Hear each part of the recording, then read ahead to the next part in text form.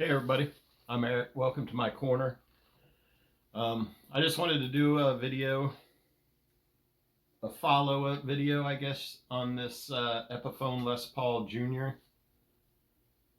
I bought this thing about a year and a half ago, and I really like it. I think it's pretty much my favorite electric that I have now, and it's kind of helped me develop an obsession with Les Paul Juniors. Now I want to get more of them, but I really like them. I like the tuners on this thing too. These Epiphone Deluxe, they work great. Got the little white buttons on them too. I like the way those little white buttons look on this Junior. So it's got this heel joint also that kind of, I don't know if you can see that, but it kind of comes up and then back, and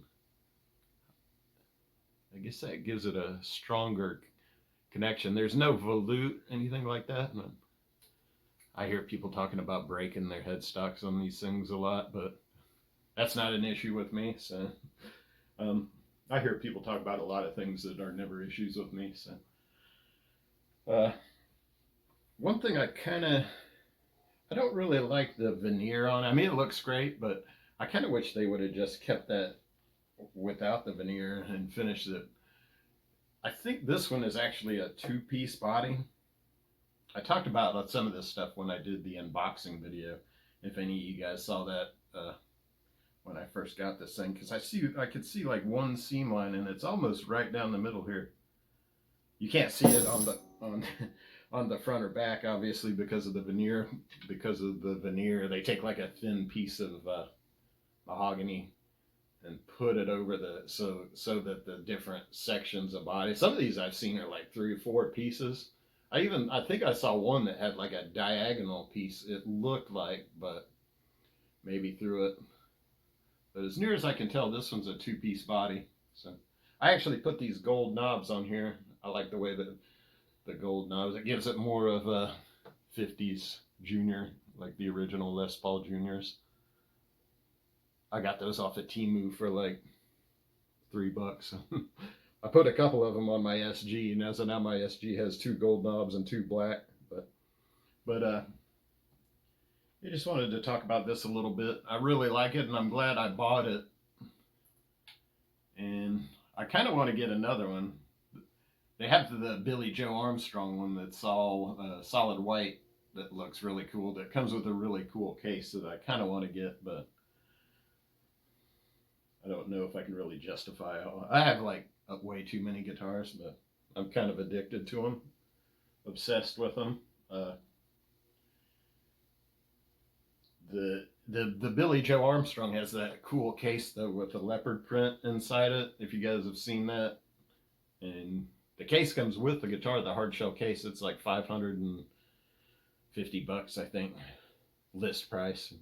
You don't really have to pay list price. Usually you can get a discount somewhere, but yeah, I've heard people call these beginner guitars, which I don't think anything's a beginner guitar. There's guitars that I don't think just being cheap or inexpensive makes it a beginner guitar or not a beginner guitar, depending on the price. But I mean, these I saw somebody was doing a video on the Alexi Laiho ESP, or the LTD model, which I have one up there, the 200 series, whatever it is. This, the less expensive one, bolt neck, and he's calling it a beginner guitar, and I'm like, man, I don't think a beginner guitar should have a locking Floyd Rose tremolo system on it, personally, but it's not an actual Floyd Rose. It's like some kind of ESP license thing. But it's just this is probably a good beginner guitar just because it's a smaller scale. And it's not, it's not big and bulky. I think smaller players might be a little more comfortable with it, but hey, Leslie West played one, and that guy was huge. So, but and I played some Gibson Juniors that I really like. I don't know if I would ever spend that much for a Junior or a guitar, period, really.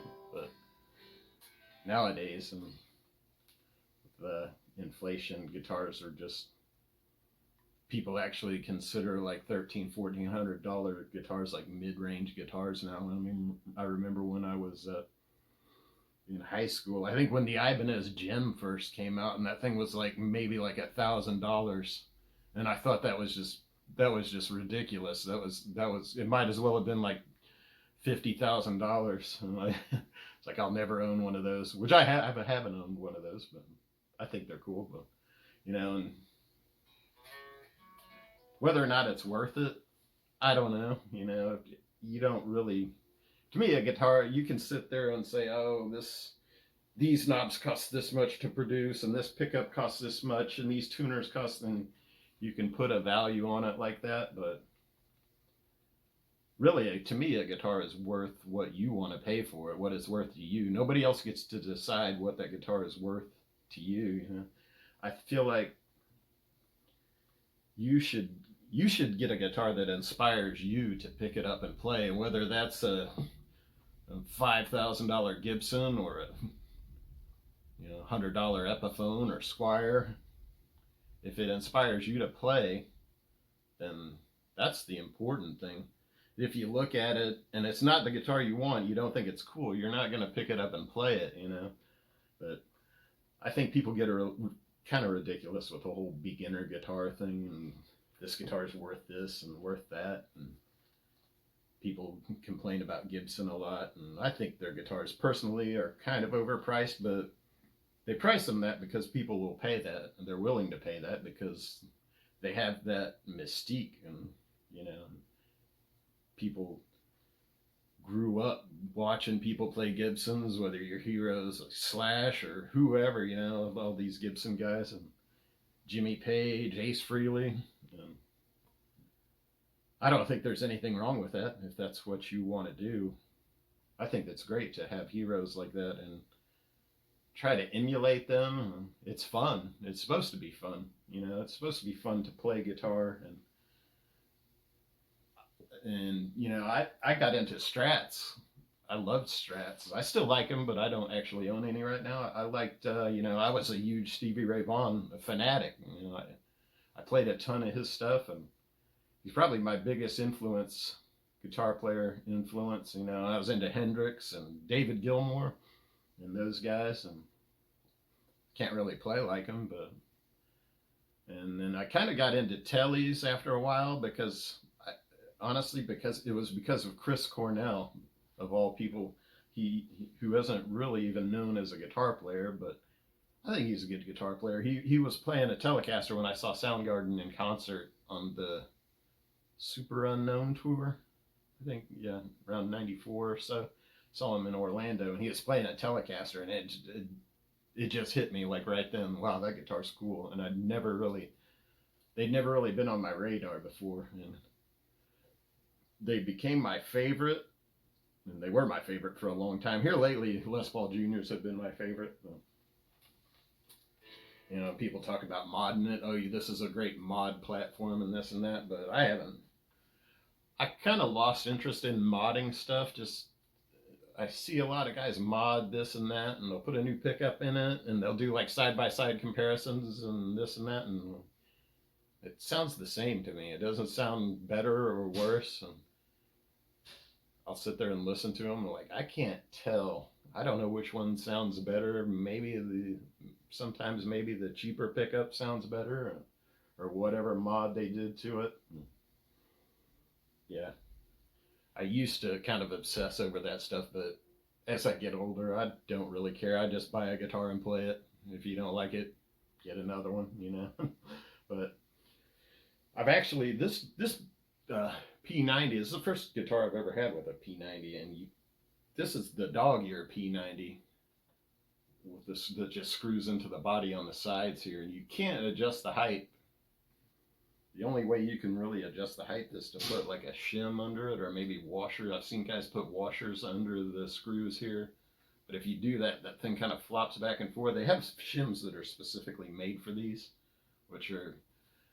this one is actually really good for me. And I also raised the pole pieces a little bit, which didn't occur to me for a long time being a Fender guy, you know, because you can't adjust the pole pieces on those pickups unless you buy some kind of custom pickups to put in there. But I even saw a spec on Gibson's website that said the ideal distance between the top of the pole piece and the string should be 3/16. And I haven't actually measured this with a tape, but I think it's pretty close to that. Sounds great to me. If it sounds good, then it's all that really matters. I don't think you should obsess over specs and getting it to match up what Gibson or whoever says it's supposed to be. It should, if it works for you and it sounds good, that's great. So, but anyway, I just wanted to do. I don't know if I talked about this guitar a lot, but I really like this thing, and I'm glad I bought it. Highly recommended. But don't listen to me. Don't buy it because I like it or I say you should buy it. Buy what you want. Buy what makes you happy. What you think is cool. Even buy what your heroes play. There's nothing wrong with that. That's cool too. Anyway, thanks for watching. It's just a few thoughts wanted to share and talk about this guitar a little bit more just because it's so great. Thanks for watching.